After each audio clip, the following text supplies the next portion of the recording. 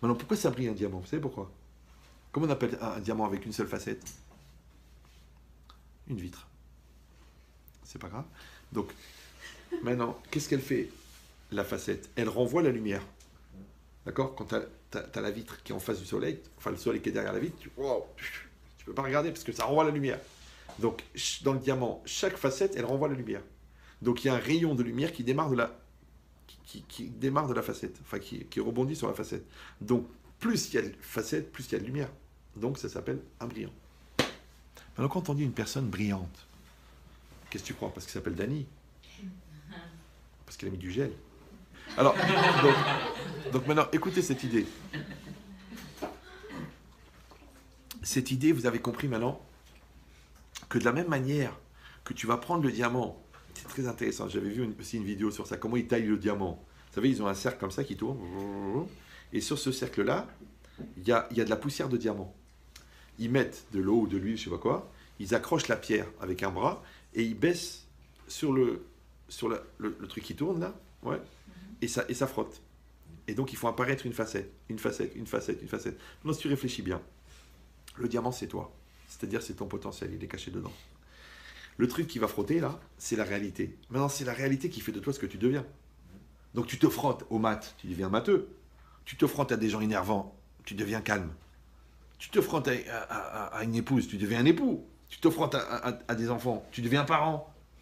Vous comprenez ou non? Donc, les différentes facettes qui vont apparaître chez toi, elles sont le fruit de la confrontation que tu as eue avec la réalité. C'est pour ça que les gens qui n'assument pas, les gens qui ne s'impliquent pas, ou les gens qui sont dans le déni de réalité, ils n'évoluent pas. Après tu dis, mais comment on peut avoir une réaction de gamin à 45 ans? Parce que ça fait 32 ans que le mec, il est en sommeil. Il dort. Le tour. Ouais, il n'évolue pas. Mais tu te confrontes. Ben, c'est pas facile. Voilà, c'est pas facile. Moi, j'ai connu des gens, ils ont perdu 3 fois toute leur fortune. Et quand je te parle de perdre, c'est des mecs qui ont perdu des centaines de milliards. Ils sont relevés. L'autre, il a fait un petit business à 10 000 euros, une sandwicherie là-bas, à la sortie de la porte de la chapelle. Il a planté. Il a planté. L'avocat, il l'a planté. Le truc, il a planté. Le mec, il a fait une dépression, 17 ans de dépression.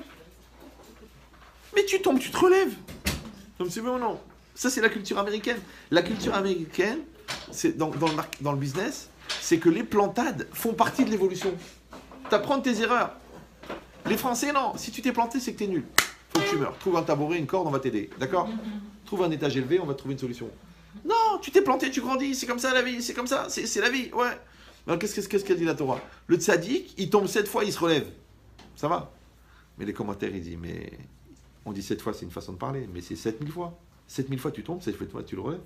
Pourquoi? Parce qu'en fin de compte, la capacité de se relever, elle vient du fait que tu es tombé. Ben, c'est comme la bonté, par exemple.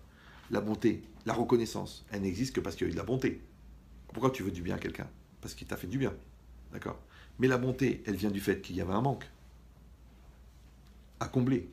Donc le manque à combler, il a généré la bonté, et la bonté, elle a généré la reconnaissance. Ça va toujours? Donc par transitivité, la reconnaissance ne peut exister que s'il y a un manque.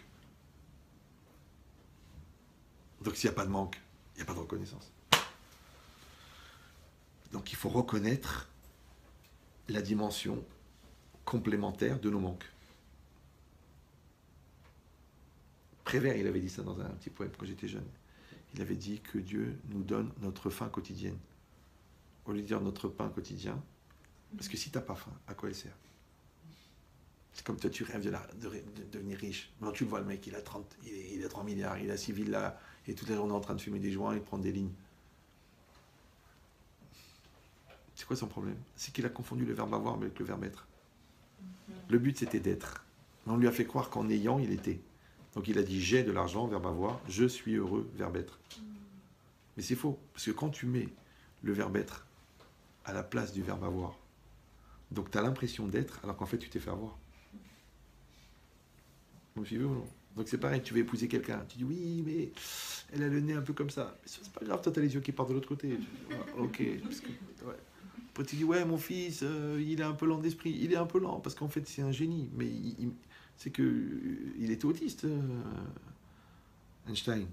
Alors on pensait que c'était un demeuré. Tu as vu ce qu'il a fait? Tu dis ah, j'aimerais bien avoir des gosses demeurés comme lui. Ouais. Donc c'est quoi l'idée? Toute la vie, c'est comme ça.